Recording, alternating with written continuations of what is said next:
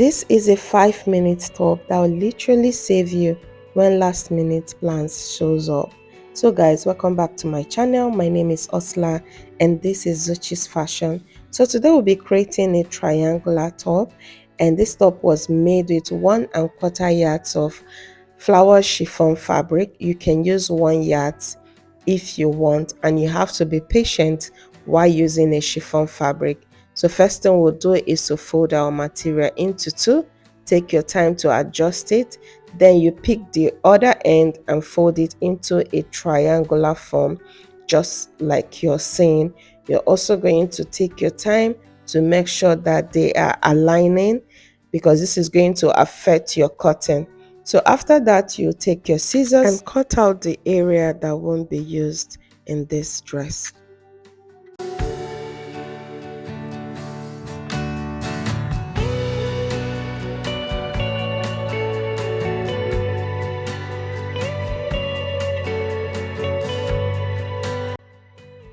So after cutting out, next thing we are going to do is to impute our measurement.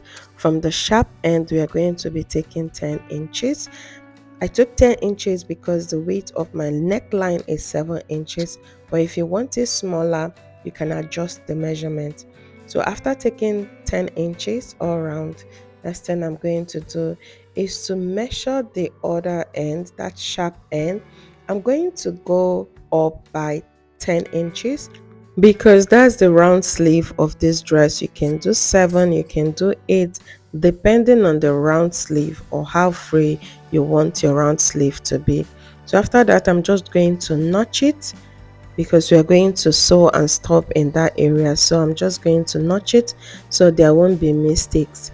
So next thing I'm going to do is to measure my hip part and then add 1½ inches. Either you do this or from the same sharp end. Okay, from the same sharp end, I prefer this method. I'm just going to mark out 13 inches. Yes, from this sharp end, I'm going to mark out 13 inches, and I'm going to take my scissors and also notch that area. This is the easiest way to do this. Okay, you can also measure the person's hip measurement divided by 4. You mark it and then you add like 1 inches or 1½ depending. So after this, I'm just going to take my tape to mark 1½ inches from the neckline. I'm just going to connect the line to the other end. I know the chalk is not showing, but after marking out the 7 inches, you're just going to mark down 1½ inch. Then follow my scissors and you're going to see how I joined it to the other side. Okay, just like that.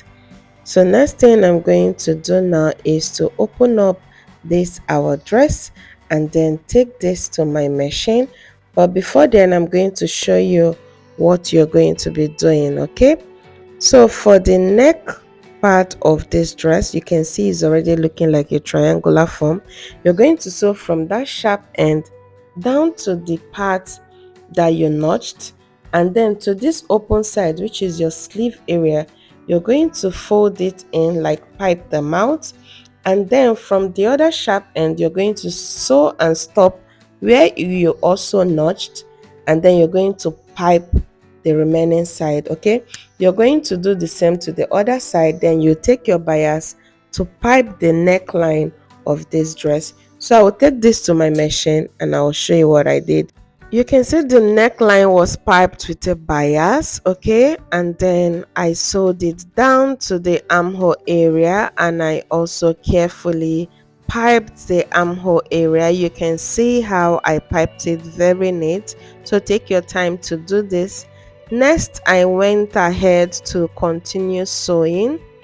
Okay, I went ahead to continue sewing and also stopped in the notch area, and I also piped the remaining part of this dress. I did the same thing to both sides, and you can see how it's looking. So you can weave out the rough edge on this dress. That is it for this dress. You can rock this with your jean, you can rock this with your leggings, you can rock this with your skirt. I'm just going to put this dress on my mannequin to show you how gorgeous it looks. And that brings us to the end of today's sewing lessons. I hope you learned something new. So if you did, please don't forget to like this video, subscribe to my channel, and turn on your notification bell so you don't miss my next sewing tutorials. Thank you so much for watching, and I will see you in my next class.